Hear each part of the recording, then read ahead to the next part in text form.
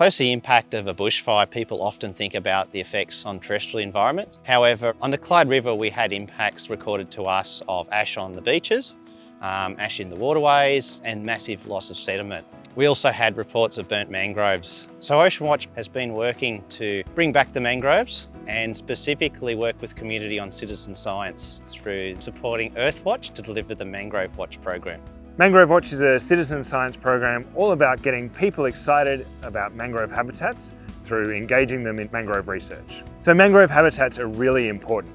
These habitats store 5 to 10 times more carbon than any other habitat, but importantly, they trap it 50 times faster. Mangroves also protect our coastal infrastructure from the impacts of climate change, such as sea level rise and the impacts of storm surges. If you're out and you've eaten a fish, a prawn or a crab lately, those seafood species depend on mangrove habitats because mangroves are fish and seafood nurseries. Today we were out on the Clyde River with a whole bunch of volunteers to run a MangroveWatch shoreline video survey of the Clyde River estuary.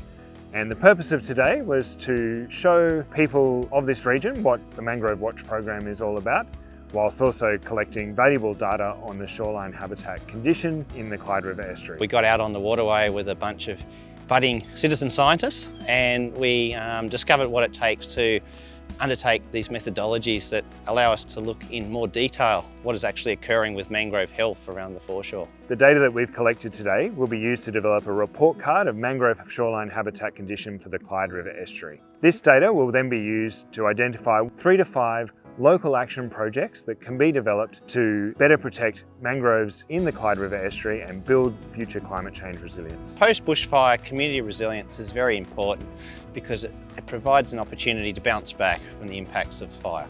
So today was pretty cool because we were able to get together with like-minded people who care about their estuaries and sort of help them on that journey of recovery and longer-term resilience, knowing that what we're working on today will be of great benefit in the future. The goal of the MangroveWatch program is using citizen science as a vehicle to empower community voices in mangrove management at a local scale. Every estuary is unique, every community is unique, and it is essential that they are a central part of the solution.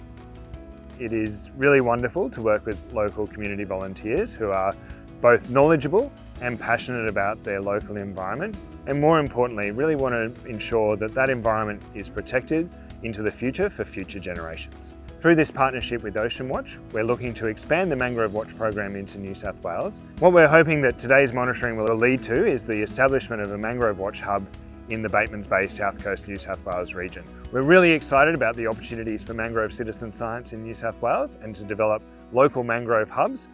If you're interested in getting involved, please contact OceanWatch Australia via email on comms@oceanwatch.org.au.